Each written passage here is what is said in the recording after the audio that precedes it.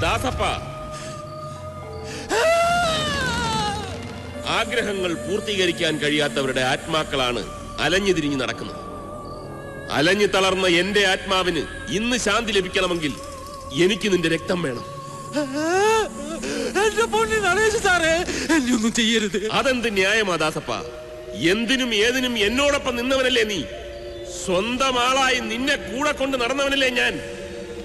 എന്നോട് വേണ്ട, നീ ഇനി ജീവിച്ചിരിക്കണ്ട, നമുക്കൊന്നിച്ചു പോകാം. എന്നെ ഒന്നും ചെയ്യരുത്. എന്റെ പൊന്നു സാറേ, എന്നോട് പൊറുക്കണം.